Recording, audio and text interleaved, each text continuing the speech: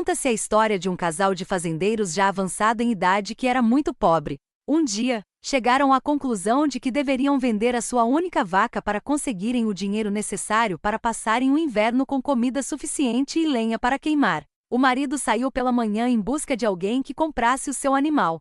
Logo encontrou outro fazendeiro que era muito bom de papo e que estava vendendo um burrinho.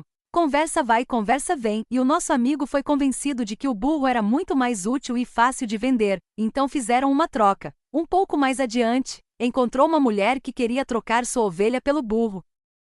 Pensando que era um bom negócio, o velhinho concordou. Andando mais pelo caminho, alcançou um moço que tinha uma porquinha para vender. Pensou rapidamente e novamente e decidiu trocar. Depois disso ainda trocou a porca por 2 cobertores, os cobertores por uma galinha e por fim, a galinha por luvas bem quentes. Agora já era tarde e o velho estava com frio e fome. Antes de voltar para casa resolveu parar em uma pousada para comer. Ali ele fez a sua última troca, as luvas por uma refeição. Enquanto comia, comentou com o senhor que também ali jantava sobre tudo o que acontecerá durante o dia. O homem exclamou: "Não queria estar na sua pele. A sua mulher vai ficar muito chateada com você. Não quero nem imaginar a bronca que irá receber." O velhinho olhou calmamente para ele e disse: "A minha esposa não vai achar ruim. Ela me ama e é uma mulher contente com o que tem." "Duvido", exclamou o outro. "Você ainda vai apanhar quando chegar em casa." "Não vou não", respondeu. "Ela me aceitará de braços abertos." Os dois continuaram discutindo até que o primeiro apostou um pote de ouro que a mulher iria ficar brava com ele. O fazendeiro aceitou a aposta e convidou-o para acompanhá-lo até a sua casa. Chegando lá, disse para ficar atrás da porta para ouvir tudo. A conversa foi mais ou menos assim: "Oi, querido, que bom que você chegou em casa. Já estava começando a me preocupar. Conte-me como foi o seu dia." "Meu bem", disse o marido. "Assim que saí daqui, logo encontrei com um homem que quis trocar um burrinho pela nossa vaca, então troquei." "Que bom", disse a esposa. "Agora não precisaremos mais ir a pé para a vila, e isso nos ajudará demais." "Mas um pouco adiante, uma mulher queria o burrinho e me deu uma ovelha em troca." Respondeu o marido: "Melhor ainda. Agora teremos lã para fazer blusas quentes e não passaremos frio." "Bem, não fiquei com a ovelha, pois resolvi trocar por uma porquinha." "Ótimo", retrucou a esposa. "A porquinha irá crescer e poderemos ter mais porcos, que será muito bom para nós." "Pois é, mas também acabei trocando a porca por cobertores quentes." "Ah, meu marido, como você é sábio. Dormiremos tranquilos neste inverno." "Sim, também achei, mas fui convencido a trocar os cobertores por uma galinha, então teremos ovos todos os dias." "Que delícia!" "Muito obrigada, teria sido bom ter a galinha, mas já estava escurecendo e ficando frio, então troquei a galinha por umas luvas quentes." "Pois fez bem. Não gostaria que passasse frio e voltasse doente para casa." Foi a melhor troca. Por fim, estava voltando para casa, mas me deu uma fome. Então parei em uma pousada para comer e resolvi trocar as luvas por uma comida quente. "Ainda bem que você parou para comer. Teria ficado muito triste se tivesse desmaiado de fome pelo caminho. Estou muito contente que conseguiu voltar para casa." Os dois se abraçaram e então o companheiro, que estava escondido atrás da porta, saiu. Ele não conseguia acreditar no que havia presenciado. Entregou o pote de ouro para o casal e foi embora. A moral da história? Viver contente em toda e qualquer situação leva a tesouros maiores que a nossa imaginação. A esposa da nossa história conhecia o segredo de viver contente em toda e qualquer situação. Ela sabia que a felicidade não vinha de coisas materiais ou situações. E de onde ela vem então? Como podemos viver uma vida contente? Para refletir e compartilhar. Qual foi a sua reação diante dessa história fictícia? Como teria sido a sua resposta se você fosse a esposa? O que eu preciso para realmente poder dizer estou contente? Saúde perfeita? Um passeio que saiu exatamente conforme o planejado? Todas as contas em dia? Um marido? Uma gravidez? Filhos obedientes? Um marido mais companheiro? Um dia em que seja possível realizar todas as tarefas planejadas? Vivemos como se a nossa alegria dependesse das circunstâncias, mas vamos descobrir que o segredo do verdadeiro contentamento se baseia em conhecer intimamente a Cristo. Ter confiança em Cristo e ser como Cristo. 1. Conhecer a Cristo. Em primeiro lugar, precisamos conhecer intimamente aquele que se deu por nós. Se para mim o viver é Cristo, o alvo deve ser conhecê-lo acima de tudo. Como ele é? Como ele encara as diversas situações e frustrações que nos cercam? Paulo dá seu testemunho de contentamento em Filipenses 3:8-10. Mais do que isso, considero tudo como perda comparado com a suprema grandeza do conhecimento de Cristo Jesus, meu Senhor, por cuja causa perdi todas as coisas. Eu as considero como esterco para poder ganhar a Cristo e ser encontrado nele, não tendo a minha própria justiça que procede da lei, mas a que vem mediante a fé em Cristo. A justiça que procede de Deus e se baseia na fé. Quero conhecer a Cristo, ao poder da sua ressurreição e a participação em seus sofrimentos, tornando-me como ele em sua morte. Para conhecer mais a Cristo, preciso fazer algumas perguntas básicas. Qual é o meu alvo, e em quem deposito a minha esperança? Qual é o meu alvo? Quando nos encontramos em situações difíceis, estamos com raiva ou chateadas por qualquer razão, precisamos nos perguntar: qual é o meu alvo aqui? Conhecer a Cristo?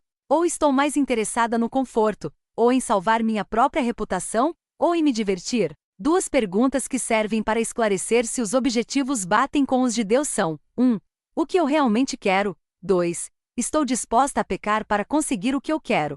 Muitas vezes as coisas que queremos são até boas.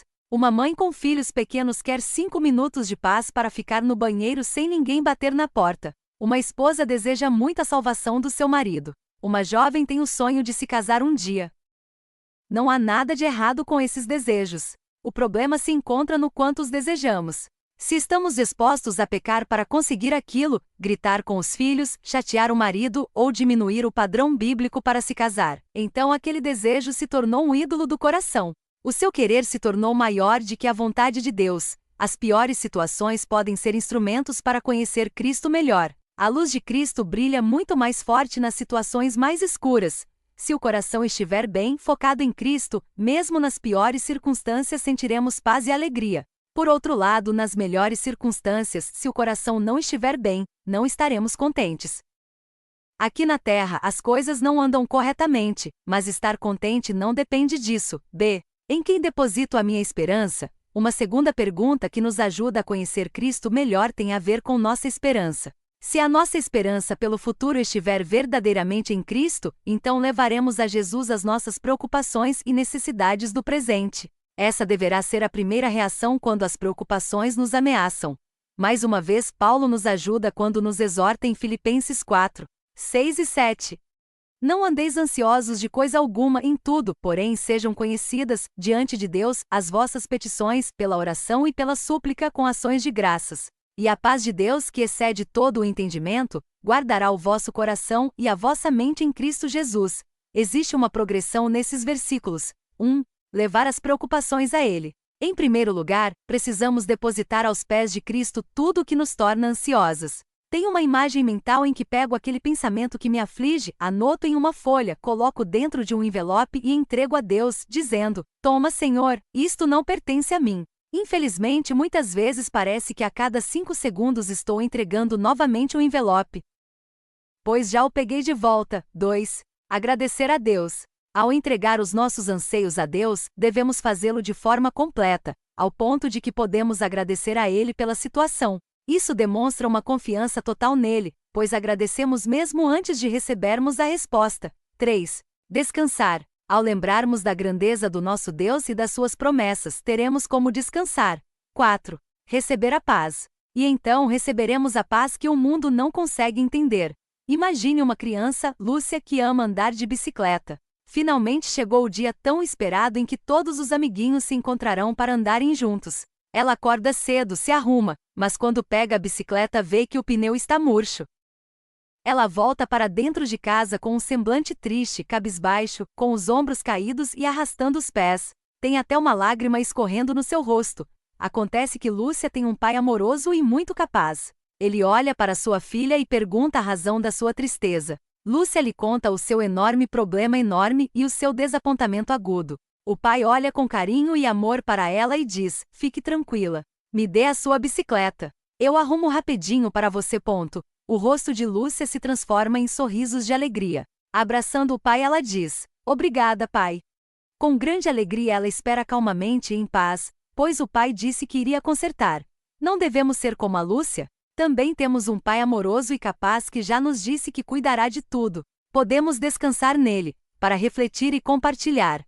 A imagem mental de entregar uma carta para Deus contando suas preocupações, ou da Lúcia com a bicicleta quebrada, pode ajudar você com as ansiedades que carrega? Existe neste momento algo de peso em sua vida que gostaria de entregar para Deus?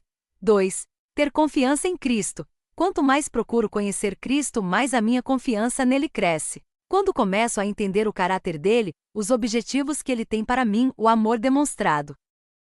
Descanso mais.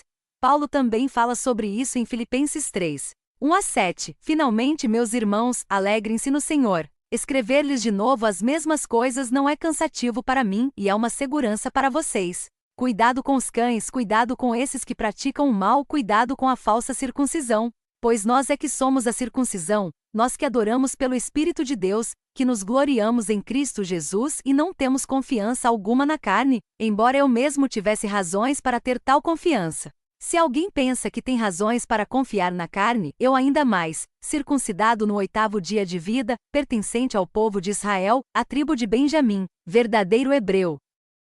Quanto à lei, fariseu, quanto ao zelo, perseguidor da igreja, quanto à justiça que há na lei, irrepreensível. Mas o que para mim era lucro, passei a considerar perda por causa de Cristo. Aqui aprendemos 3 princípios fundamentais para uma vida de contentamento em que confiamos somente em Cristo. A nossa confiança não está nas conquistas. Nestes versículos Paulo conta tudo o que havia feito no passado, mas que considerava sem valor em comparação com o que Cristo oferece. Ele não colocou a sua confiança em conquistas humanas, pois sabia que não eram suficientes para lhe dar a satisfação. B. A nossa confiança não está nas circunstâncias. Quantas vezes sou tentada a pensar ou até falar coisas como se acontecer X, então serei completamente contente. Por exemplo, posso pensar que eu realmente ficaria contente se eu pudesse adquirir algo para casa, comprar uma roupa que tanto quero, emagrecer alguns quilos, ser curada, ver a salvação da amiga, da filha, do marido, etc., resolver aquele problema. O mundo associa contentamento a objetivos materiais. Como também fazemos parte deste mundo, é natural pensarmos como o mundo. Contudo, Deus nos desafia a sermos diferentes. Nesse sentido, realmente somos extraterrestres. C. A nossa confiança está em Cristo. Finalmente, aprendemos que nosso viver deve ser além daquilo que vemos e experimentamos. O objetivo precisa ser maior, deixar Deus nos moldar para que sejamos mais como Cristo. Será que confiamos em Deus o suficiente para deixar que Ele assuma o total controle de tudo? Sempre gostei de escalar montanhas e subir em pedras. Anos atrás, fui presenteada com um curso de alpinismo e depois dirigi momentos de rapel com os nossos alunos do Seminário Bíblico Palavra da Vida. Subíamos a Pedra Grande em Atibaia. Lá em uma pedra alta, eu ancorava bem as cordas e colocava nos alunos as fitas e todo o equipamento necessário para conseguirem descer o penhasco em segurança. Era impossível eles caírem. Para descerem os 20 metros da pedra ao chão, os alunos tinham de puxar a corda a qual estavam presos até o chão. O quanto que afrouxavam a corda era o tanto que iriam descer. Ao mesmo tempo havia uma cordinha extra de segurança amarrada na corda principal. Os alunos tinham de manter o nó da cordinha de segurança junto com eles para não ficarem presos. A mão direita, atrás do corpo, puxava a corda para afrouxar um pouco, e a mão esquerda segurava o nó para não travar a descida. Alguns alunos desciam com muita confiança e diversão. Outros, que talvez tivessem medo de altura, travavam. O rapel não exige força nenhuma no braço, apenas o bastante para puxar a corda e levar o nó junto. No entanto, eu vi alguns alunos exercendo uma força tremenda ao segurar na corda com a mão esquerda por cima do nó. Logo cansavam. Eu pedia então para tirarem essa mão da corda. Eu precisei convencer alguns a finalmente tirarem a mão dali. Ao tirar a mão, até davam um tchauzinho para mim. Eu queria que vissem que toda a força com que estavam agarrados à corda não servia absolutamente para nada. Não era a mão que os segurava e sim a corda. Eles se cansavam sem necessidade, pois aquela atitude não afetava em nada a sua segurança. Quando confiamos mais nas conquistas e circunstâncias do que em Deus, somos como alguém que exerce muita força até o ponto de exaustão, sem afetar o resultado. Se não estamos contentes, é sinal de que estamos confiando em algo mais do que confiamos em Deus. Dependemos mais do conforto, da reputação, da saúde, situação financeira ou confiamos em Deus? Nosso descanso deve estar ancorado em Cristo e na confiança que temos nele, para refletir e compartilhar. Você realmente confia que Deus tem o melhor plano para a sua vida e que Ele sabe o que faz? Ou você sofre a tentação de ter um plano B, pois não confia por completo? Existe algo na sua vida, a conquista de diploma, a situação financeira, a carreira, a posição que ocupa na igreja, em que você deposita a sua confiança mais do que em Deus. 3. Ser como Cristo. Uma vez que conhecemos Cristo e depositamos a confiança nele, o próximo passo é querer ser como ele. Se para mim o viver é Cristo, então terei a perspectiva dele sobre a vida. Não é uma vitória de uma vez por todas, e sim uma batalha contínua. O espírito milita contra a carne, e a carne contra o espírito. Gálatas 5:17. Contudo, Deus estará conosco nessa luta, e ele é glorificado em nós pelo próprio fato lutarmos. Para sermos mais como Cristo, precisamos entender melhor como essa luta funciona. Há duas naturezas com dois objetivos totalmente opostos entre si. A natureza humana tende à insatisfação e ao egocentrismo, enquanto a mentalidade de Cristo tende ao contentamento e ao outrocentrismo. A insatisfação humana. O inferno e o abismo nunca se fartam, e os olhos do homem nunca se satisfazem. Provérbios 27:20. Nascemos com uma natureza que nunca se satisfaz.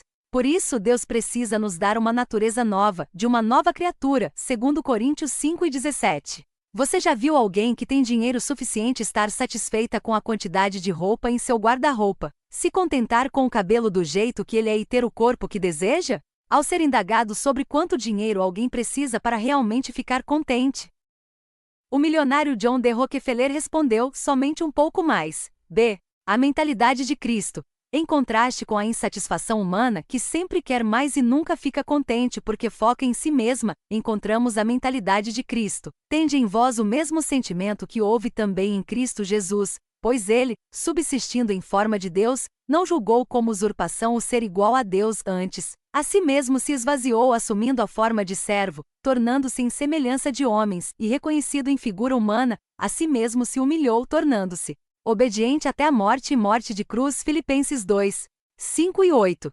Jesus se esvaziou de tudo para realizar os propósitos de Deus.